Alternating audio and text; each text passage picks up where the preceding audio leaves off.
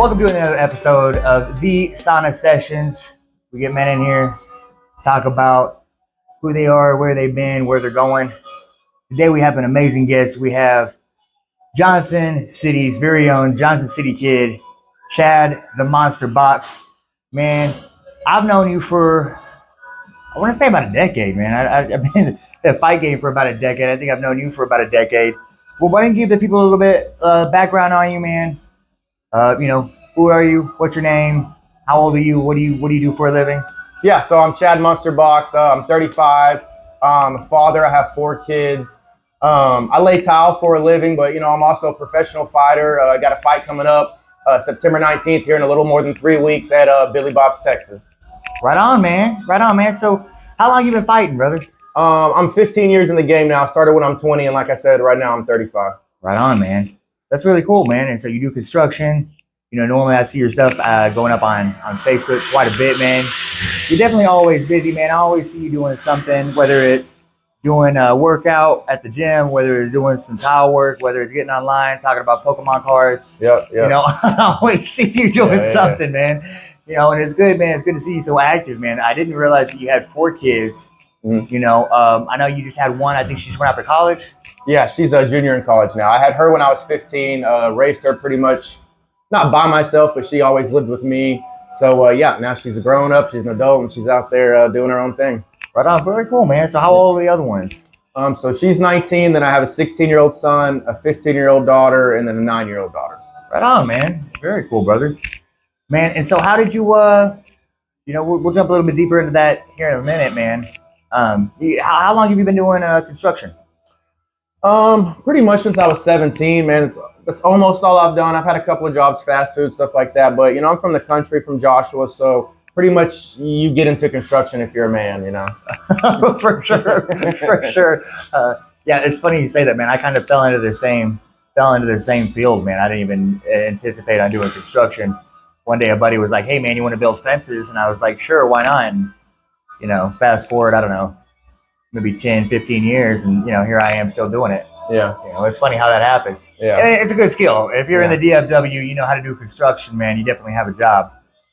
Yeah, just the way the city is growing, man. And so you born and raised Johnson County?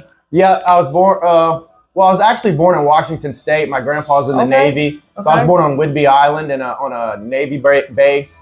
But my whole family's from Texas. I was pretty much kindergarten on. I was in Joshua and Johnson County. So yeah, I'm born no, but raised yeah. I did the same thing, man. I was born in Florida, or like Orange County, Florida. I stayed there for 6 months, and I came to Texas. Yeah, similar, very similar. Just to Texas, all right. Yeah. I claim Texas. I don't claim Florida. I don't know I'm like that. Maybe have the Florida man attitude a little bit every now and then. Yeah. But I think that's native to Texas too. Man, cool, man. So that's pretty interesting, man. Did you ever have any thoughts about being in the military and try to go to military or anything? Yeah, I would very much, even still to this day, love to go to the military. I got in a little trouble when I was a juvenile. I got some felonies, and then as soon as I became an adult, I got some adult felonies. So that with the mixture of tattoos and stuff has always kind of kept me out. I know the rules change here and there, and they actually just raised the age too. So I was aged out, but now I'm not anymore. So every couple of years I try and see if maybe the rules have changed a little bit, but still so far no luck. But still to this day, if they would take me, I'd go. I'll tell you what, man, you definitely be one of the most athletic guys in there. That's for sure. Yeah, ever since I've known you, man, you've always been in the gym. You've always been active. You've always been doing something, man. I swear. You ended up getting a gash in your mouth, 2-3 stitch gash in your mouth the other day, and you're still curious today. Yeah. Pretty sure he's going to go train some MMA after this. Sure. Wow. Gotta stay active, man. You're only young once. Yeah, I got sparring the other day with Kevin Holland and all them. I didn't move my head fast enough, so I got 4 stitches in my lip right now, but it is what it is. I still got 3 weeks, so I'm just gonna keep it moving. Yeah, that's gonna be awesome, man. I'm excited to see that. Man, you've always been an exciting fighter. You've always been, man. You're kind of like the Cowboy Cerrone, man, around here. Because anytime anybody says go, you're like, let's get it. No, you're good, my man. Yeah, you're like, let's get it. Yep. It's awesome.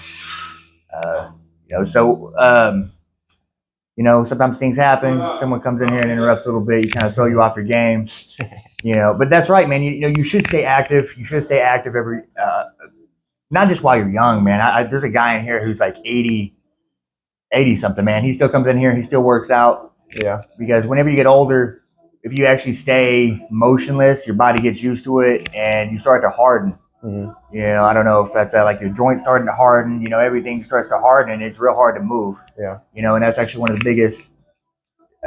biggest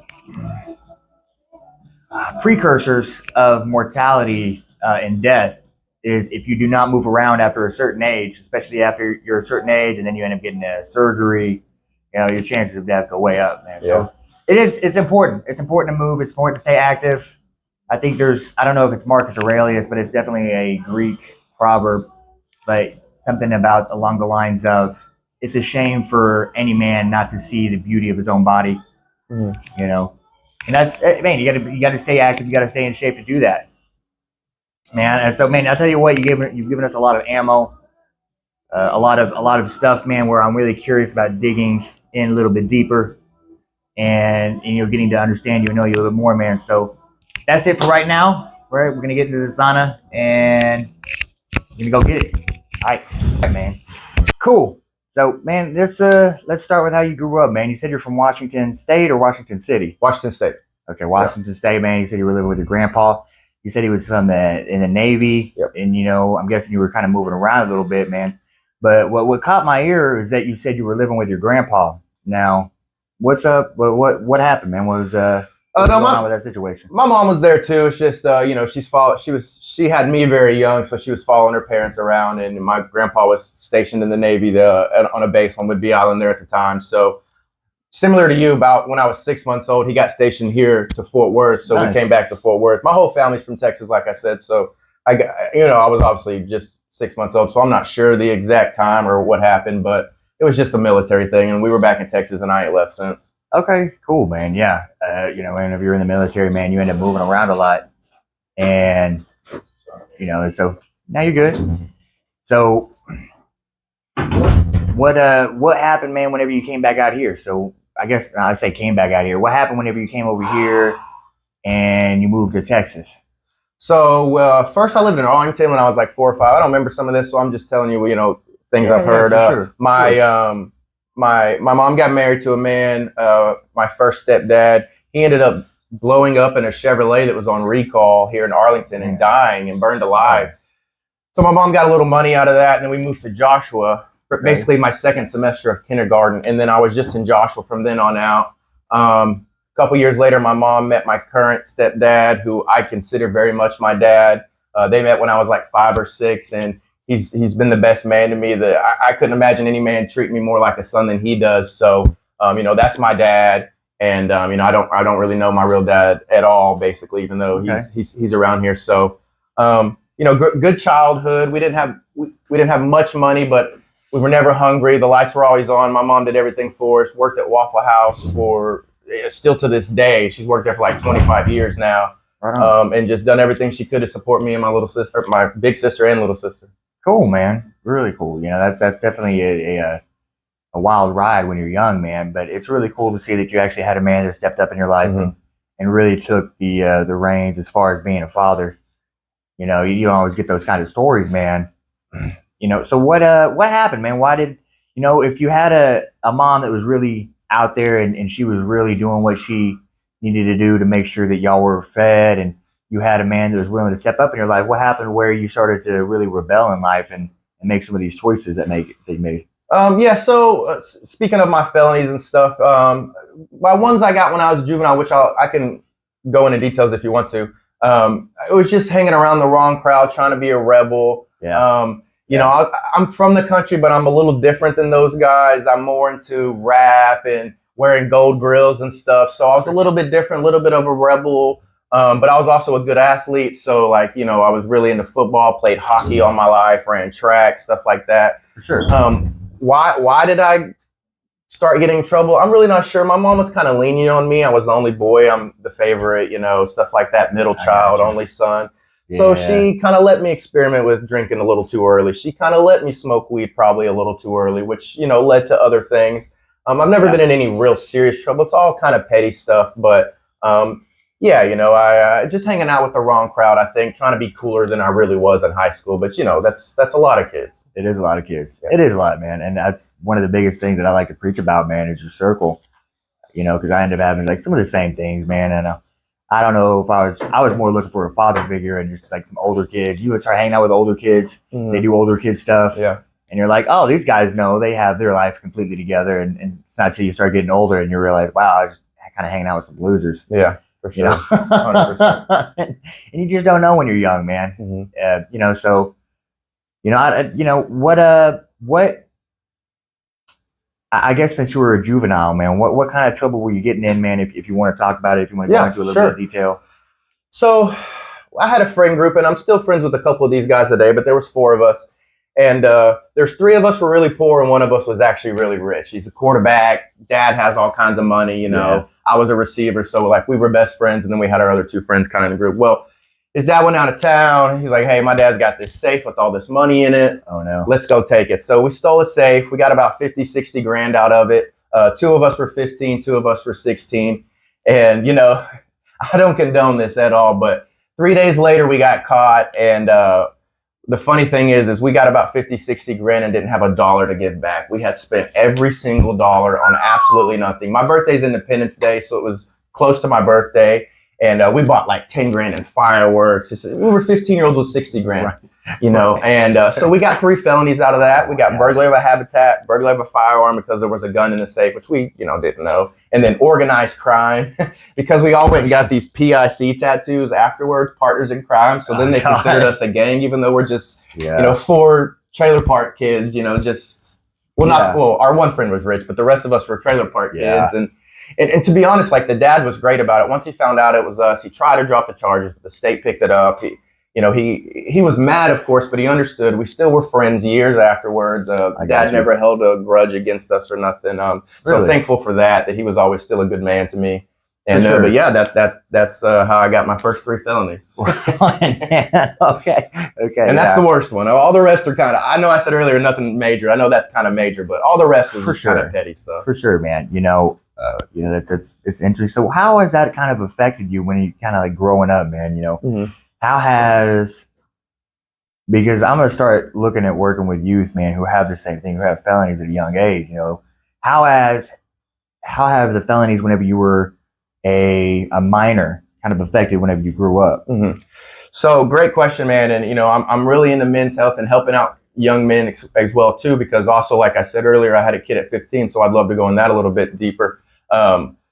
It did affect me. One, even though it happened during the summer, it had nothing to do with school. I got UIL suspended, and anyone in Texas kind of knows UIL is what runs the sports programs and all that stuff. Right?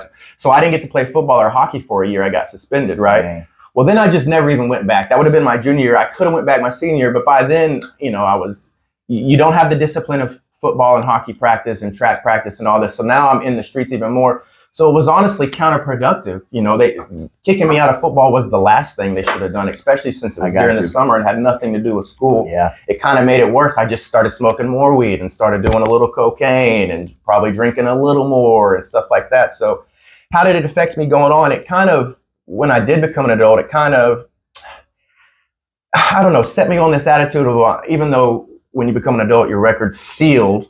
We can go more into that because it's not actually sealed, but it just made it so much easier for me to get more felonies when I was an adult because I'm already a felon. And when you're 17, you're immature. You don't have the mindset to be like, hey, okay, I can quit now and the rest of my life can be okay. But you don't have that mindset because you're 17. So I was just like, fuck it, I'm already a felon.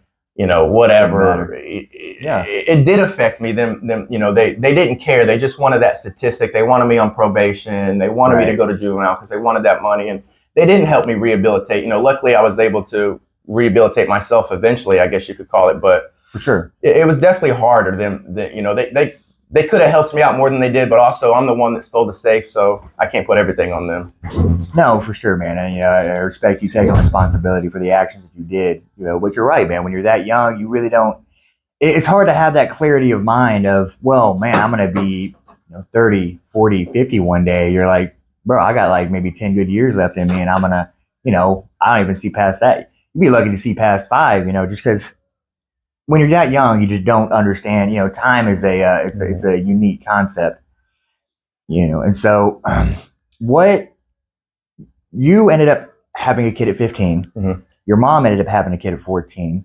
And so I don't know if that's kind of a parallel that you're maybe stuck with you. And so maybe that's why that happened. Mhm. Because you said that you didn't get those felonies until, now were you 14 or 16 when you got those felonies? I was 15. 15. Yep. So you were 15 when you got the felonies. You were 15 when you had the kid. Mhm.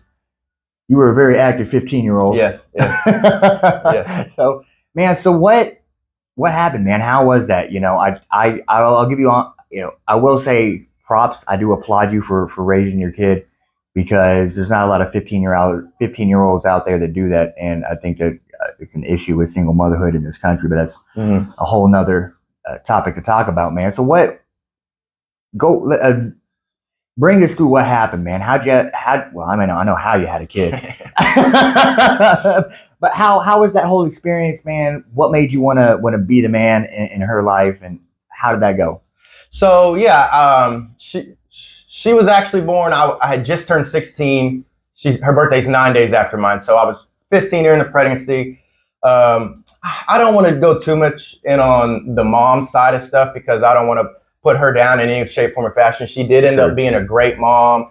She kind of let her mom talk her into trying to give up for adoption and stuff, because she was at a young age. But she, after we got over all that, that's how I ended up raising her mostly. And but after that, she has been a good mom and all that kind of stuff. So if she doesn't have a deadbeat mom, I do want to make that clear. Good, but she came up with me, living with me, and how does it happen? I mean, I was always just so into girls, and even it's always been a problem. Of course, every boy is, but I mean, in kindergarten, I had 2 or 3 girlfriends. Like, it was just always a thing for me. Like, yeah. I wasn't going out to hang out with the boys. I was going out to look for girls, like, all the time. I don't know, and I mean, any boy can relate to what I'm saying, but I really mean it. Like, call me a dog, whatever you want, but I was just always so into girls. Like, I got 4 kids, and they all have different moms. I mean, Sure. that tells you. I actually have 5 baby mamas. I had twins that died after they were a day or 2 days old, because they were born too early. I hear that. So I technically have 5 baby mamas. I mean,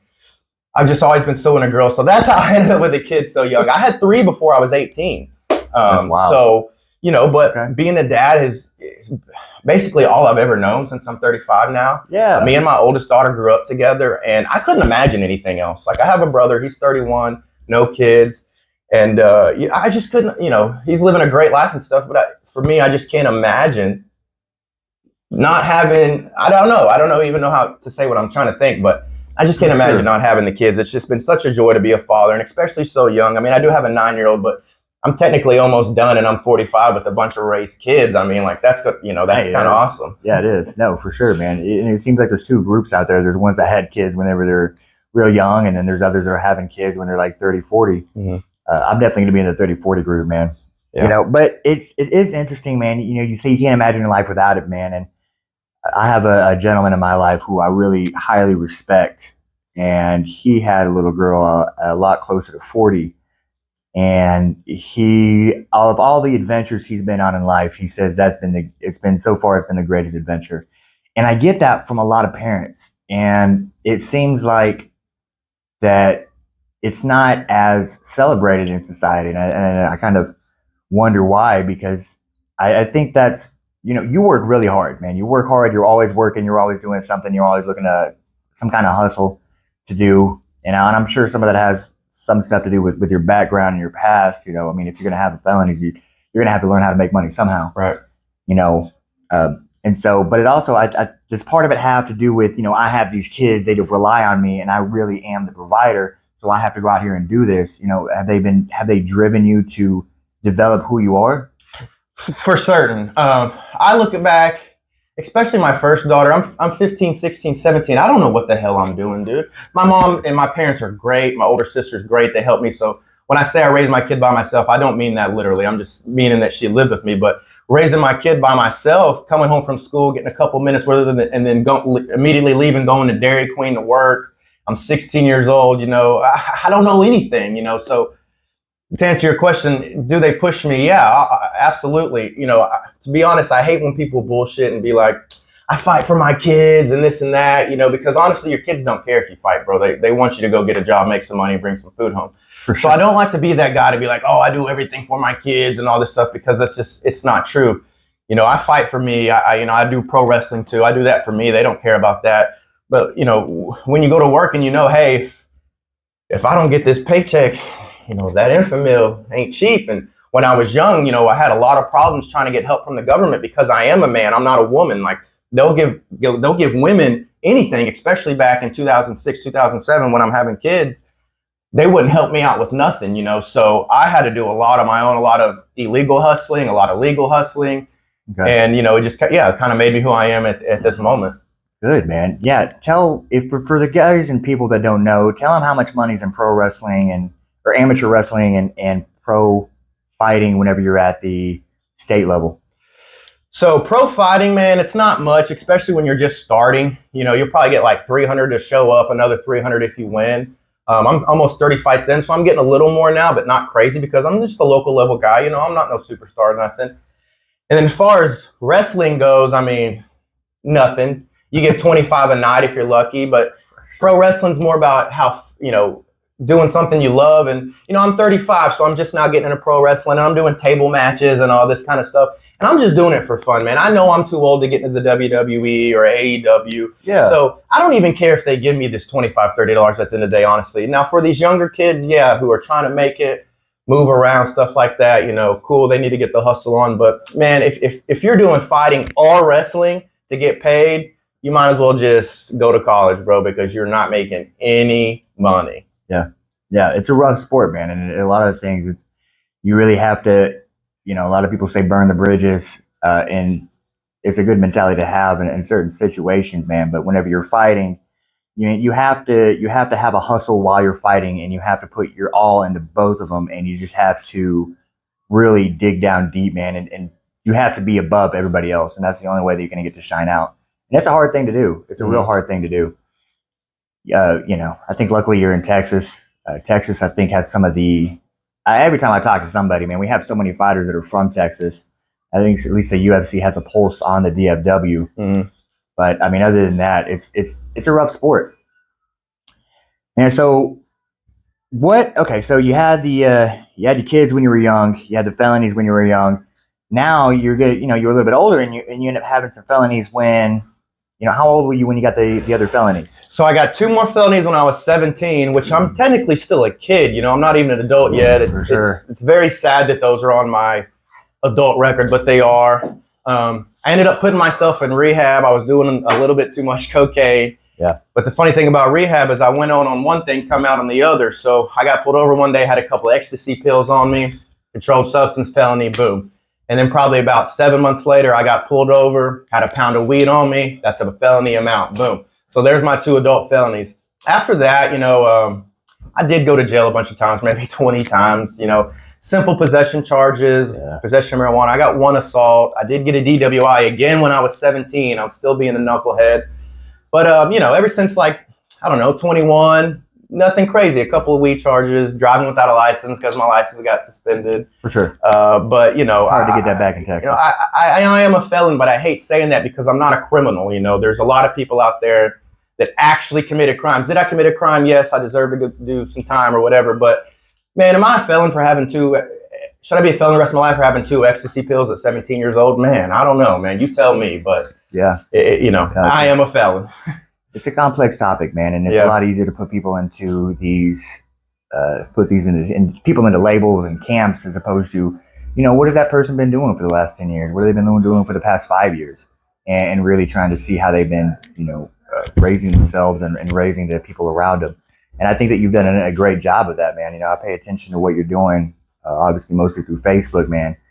And you know, anytime that I've seen a situation arise, and I'm not going to list anything by name, man, because that's your business, but I've always seen you always seem to like rise to the occasion, man. And I have a lot of respect for someone who does something like that, man, because it's not always easy to put yourself second and really do what you have to for somebody else. Mm-hmm. You know, Yeah, and a lot of people don't realize that 17 is still an adult, man. And so I've watched a lot of videos, man, and these kids, you know, they're like, hey, I'm 17, I'm a minor. Well, they're like, no, not really not. Yeah. And so you really got to be careful how long you try to play that minor card, because it's an expiring card. It only works for so long, and then you have big boy felonies and you have big boy charges and you're doing big boy things that aren't always fun. Mm-hmm. Man, so how did you get out, man? How did you, when I was younger, man, I'd say when I was younger, man, I just, I've been clean as over for 2.5 years now, from alcohol and cocaine myself. And it's really when I started to make a change around, man. So what did you do, man, to really get away from everything? I know you still smoke now, but what did you do to really get away from everything else? The alcohol, the drugs, the people. What'd you do? What was your method? Man, to be honest, I don't think I fully growed up till I was like 30. For sure. 29, 30, For sure. and like really matured. But I did distance myself a little bit, with the drinking. To be honest, and I know probably every addict says this, but I never had a problem with the other stuff. Weed, yes, I'm a pothead and I have no problem with that, and I don't even care. But, with the cocaine, it was like, my best friend's a Mexican. We have a bunch of Mexicans where I live. So it's just like everyone was doing cocaine. I did cocaine. I love those guys. And still as an adult, we did it every now and then. But I think I just started being real. The older I got, the more I told myself, hey, you don't have to pretend like you like this. You don't have to pretend like you like doing cocaine every day. You don't have to pretend like you like drinking 5 days a week. You can let them know you're an adult, man. You can let them know, hey, bro, I'm not in it for it today. And I think that was a lot of it was peer pressure. Maybe I wasn't as confident in myself. My self-esteem was low when I was younger. So I was always just, oh, yeah, coke, yeah. This other drug here, I tried a couple of other even more dangerous drugs. Yeah, I'll try that. And then finally, when I got old enough to realize, hey, bro, you're an adult. I think fighting helped me a lot mature and realize like, hey, I'm the alpha here.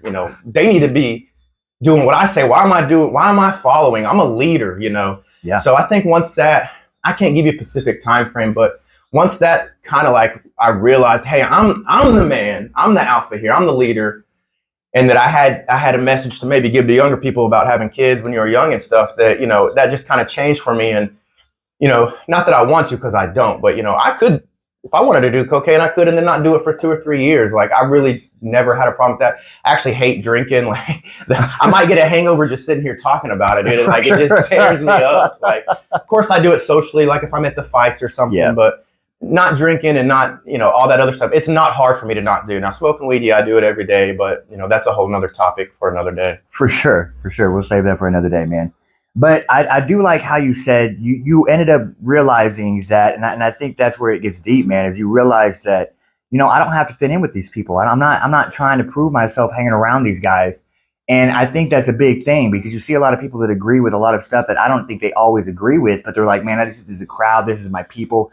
They're not going to like me anymore, man. So what happened, man? Whenever you started saying like, look, I can't do this with you anymore because that's not who I am. How did they react? Well, how was that? So again, I'd already had 3 kids kind of at this point when I do start growing up. So it's not like my boys were like, oh, my ass all the time. Like, they knew I couldn't be out all the time and all that stuff. I have kids, and they live with me and all that. So it wasn't a bad transition. And in high school, you have 60 friends, and when you become an adult, you might know 2 of those guys. You know what I'm saying? And I am still real good friends with one of the guys I stole the safe with.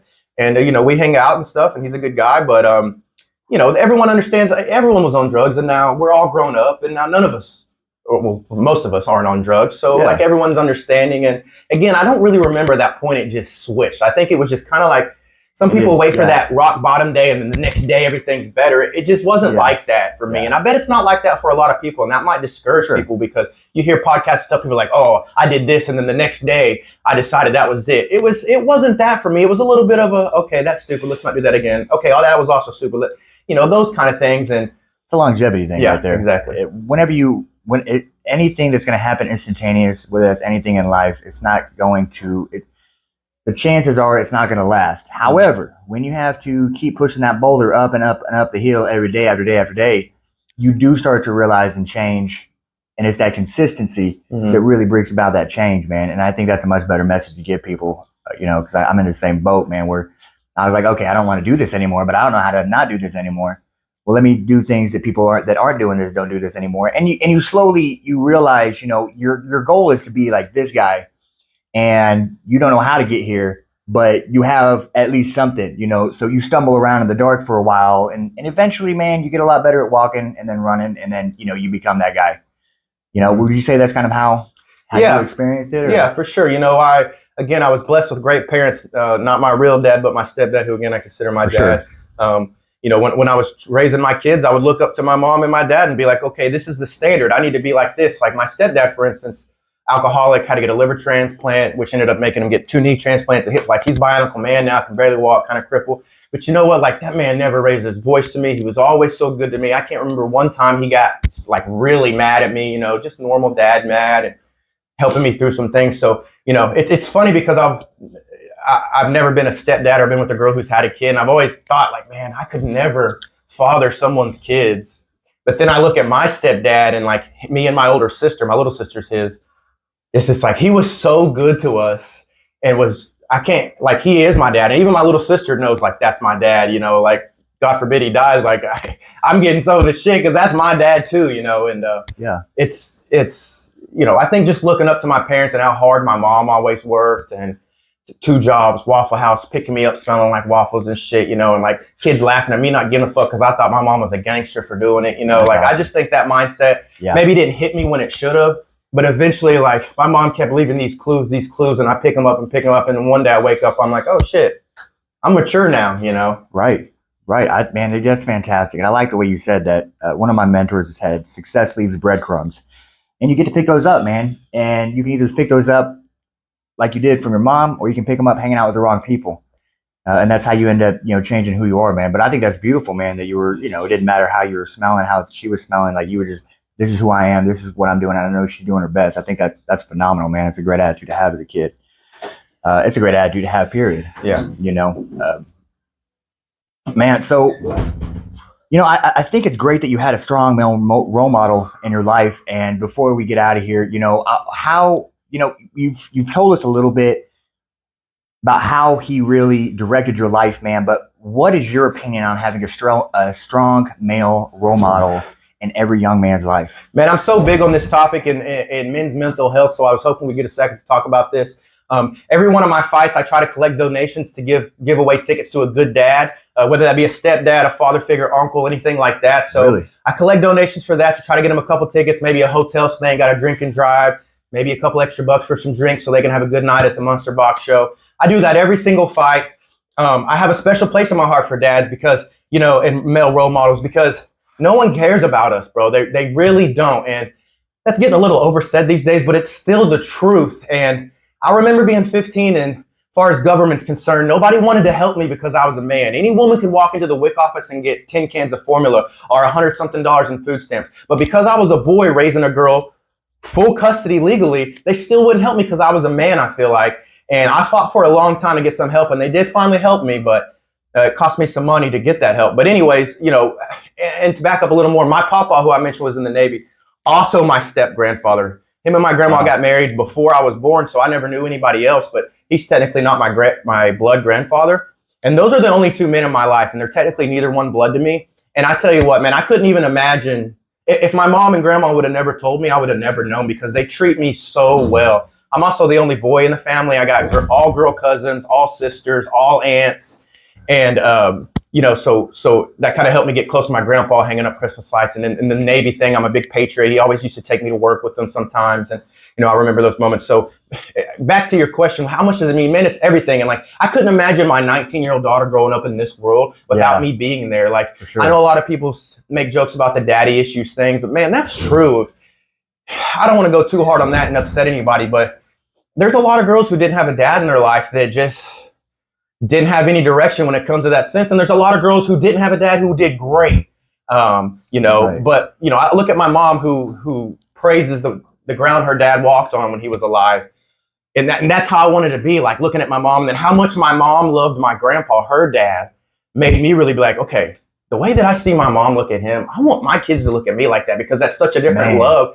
And then anytime my daughter looks at me, and now that she's an adult and she calls me just to talk and stuff, like those moments are just so rare. And, you know, it's a shame that there's girls and boys, bro, that boys especially, honestly, that don't have that role model in their life, because then no one's teaching them how to be a man. You know, mom's teaching them how to be a man, but you're not. You know, you're teaching them good values, you're teaching them great things, and you're doing the best you can, but you're not teaching them how to be a man because you don't know how to be a man. 100%. So it's real important. Like, you know, I would love to get in some of these like big brother programs or stuff like that, because I know there's a lot of kids who don't have that father figure. And I have been through it. I did have the kid at 15. I did have 3 kids in high school. You know, I did get the felonies and stuff, and I came out on top of that, you know, and my life's good now. It's not great, but it's good. You know, it's way better than it could have been. And I think, you know, there's a lot of kids out there, a lot of 15-year-old boys who no one wants to help, that might just need to hear what I got to say. You know, maybe they don't want to be their big brother, but, you know, hey, brother, it's going to be okay. You know, like sometimes kids just need that. And it's just so important to hear that from a man with a deep voice telling you, hey, brother, it's going to be okay, young man. Right. Absolutely. And we don't have that, you know. We don't, man. And that's a big reason why I do these podcasts, man, because it gives me a chance to talk to not like celebrities, not to people that are, you know, well known around the world, man, but to people who actually live life and actually, you know, work a 9 to 5 and work hard and have hobbies and have been through things in life and, you know, they're doing something with their life, because it gives them like, oh, I can see myself in that. Right. You know, it's not this crazy thing that just, you know, it's outside of my grasp, man. I can get it. I can have it too. And you're right, man. Men don't have a lot of options like that. You know, we're told what we're supposed to do and then how we should act. And it's definitely an issue, man. And so I appreciate you being on, man. But there's one more thing I heard you say, man, that I do want to dive into, man. We'll get out of here because it's definitely get a little hot. So you said that the way your mom looked at your grandpa affected the way that you looked at other men. Now, I think that's important because you have a lot of baby mamas, you have a lot of baby dads that get real bitter at the parent, and then, you know, they don't think that that's going to drag on. But then you wonder why a kid that you have at a young age doesn't want to be a father whenever they understood how you looked at the father, and they're running away from that because, good Lord, who wants to be treated like that? Yeah. So can you just give us a little bit, man, about how much that affected you, man, the way your mom looked at the men in her life? Right. So first thing is like, man, we got too many baby mamas and baby daddies fighting with each other. I got 5 baby mamas, and it's no way, shape, form of me bragging about that, thinking that's cool. But you know what? All 5 of them love me still to this day. And they're very good to me, and I'm very good to them. And that's just because I'm a good dad and I do my job and they do their thing and we don't argue.